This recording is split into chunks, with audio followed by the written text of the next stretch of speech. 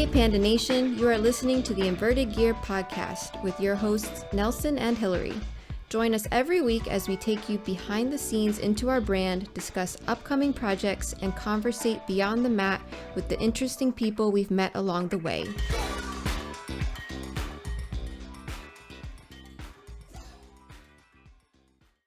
Jason C. Brown, how are you today? I'm well, Nelson Puentes. ¿Cómo estás?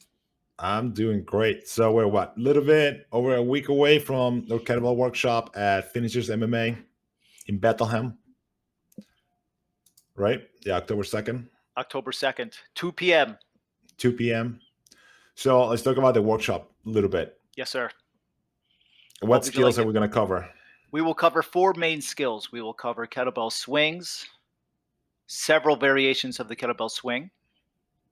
We will cover the clean, because the clean is the gateway to many other skills. If you have a good clean, then you can progress and move into many, many other skills like overhead presses, windmills, front squats, that type of thing. Windmills from a standing position. I think it's very important so there's this term called dynamic, what's the word here? Let me put this in layman's terms. Please. Let's just call it sports specific. All right. So windmills are very similar to hip throw mechanics, regardless of the hip throw variation. So windmills are a very good skill. If you look at old pictures of Jigoro Kano, he's in a classic windmill position. So we'll cover windmills from the standing position and from the half kneeling position. And then we'll cover get-ups. And we can talk about directly how the get-up, the windmill, and, I always say, Nelson, and I'm sure you think about these things too, good kettlebell technique is good jiu-jitsu technique. They're very similar, right? I think one of the things I like about the windmill is every time I do windmills, it just feels like I'm defending somebody swooping me. From the half kneeling or from the standing? From like standing, like say somebody has like spider guard on you and is trying to like off balance you, that's the position you end up in. And then you being able to bring your body back into a nice center line position. Yeah. So I think that's like very underrated skill is just bringing yourself back to center line. Yes. Yeah.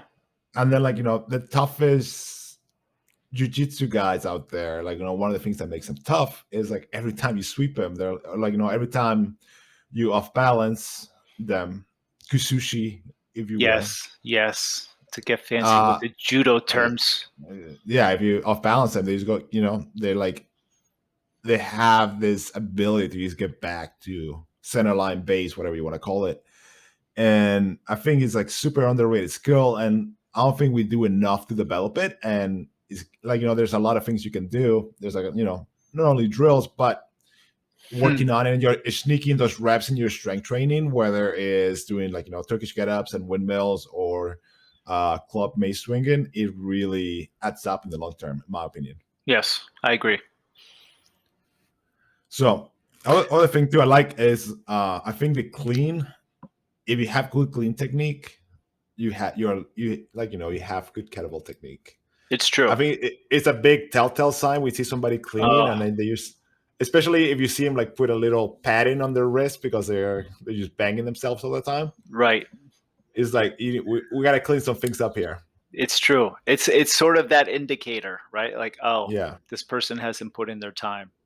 Or perhaps maybe they just haven't been trained properly as well, right? Yeah, I mean, it's let's call it's like the Mountscape of kettlebell training.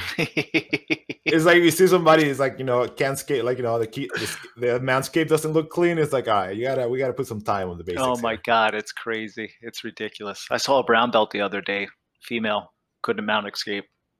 Didn't even know what it was. Did not know one trap and roll variation. Couldn't teach it. During a class, she said, what do you want to teach? Or what do you want to learn? And one of the students said, can we go over bump and roll? Couldn't do it. Oof. Yeah. So that's like saying, hey, come to my kettlebell workshop. Right? I mean, I think this year, especially with the emphasis on kettlebells, you see a lot of Instagram people doing kettlebells, and teaching kettlebells, and then you look at the pictures and like the hand insertion is like off completely, and you're like, Yes. come on, man. It's true. It's Like totally little true. It's like kettlebells and jiu-jitsu. Details matter, so we'll go over some good stuff for you guys. Very excited about this, and I think kettlebell training, if you haven't started doing it, is a great Supplement. supplement to your jiu-jitsu training. So you want Yes. to talk about that for a second, Jason? Yeah, I think it is a great supplement. One, because I think it's a pretty simple activity to perform. It takes up a very small footprint within your dojo, within your gym. It's easy to implement. I mean, you've been to my backyard. We train in our backyard, right? You don't need to go to the gym. Jiu-jitsu is already expensive as it is, right? Some people pay $200 a month for their dojo. You buy a kettlebell, you have all the conditioning resources, in your backyard, in your garage gym, anything like that. I think it's a wonderful supplement. And the muscles that it's trained. So it trains most of the skills are posterior chain movements, right? And posterior chain is like, in my opinion, one of the most important chains in the grappling world, simply because people try to put us into flexion so much. We actually have to strengthen the extensors to have a good game, like the bridging. Shrimping involves the flexion, but that other end of the shrimp is where people get lost with the extension. So I always say jiu-jitsu is a world of flexion, and in a world of flexion be extension. Look at you. That's pretty good. Hope that helps. Hope that works. No, definitely. And then I think that besides the skills, so we talked about cleans and the get-ups and the windmills.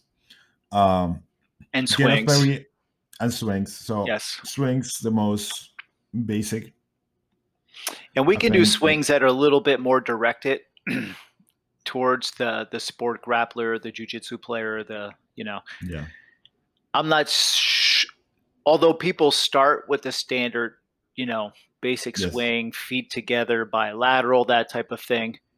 I think maybe we do a nice little assessment of the crowd, Nelson, and we can maybe direct the kettlebell swing variations to a more, again, I'll use the term sport-specific population of the jiu-jitsu player, of the sport grappler, of the competitive,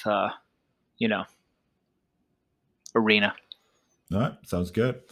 And then we're definitely towards the end, once we're comfortable with the skills, just go over programming.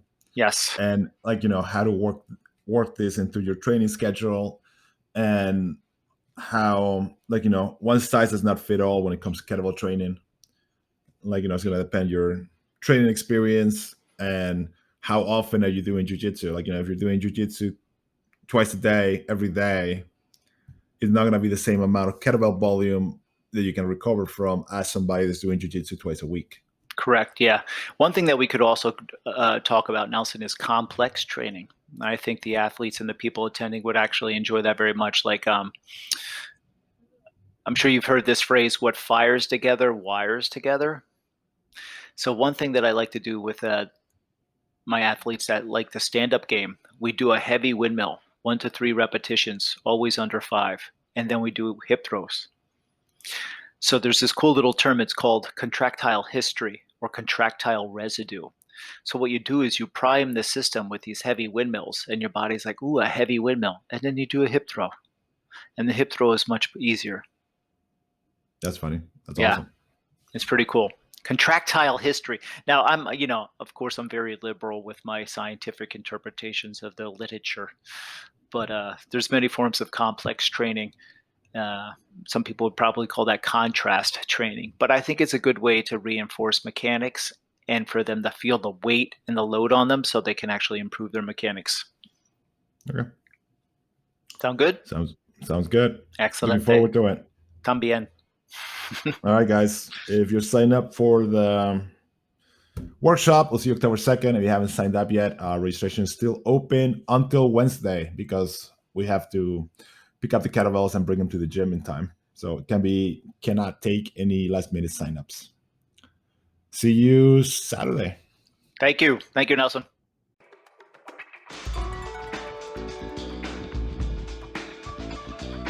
Thank you for listening, Panda Nation. We hope you enjoyed this episode of the Inverted Gear podcast. You can find us at invertedgear.com as well as your favorite podcast app. Don't forget to give us a like, and we'll see you soon.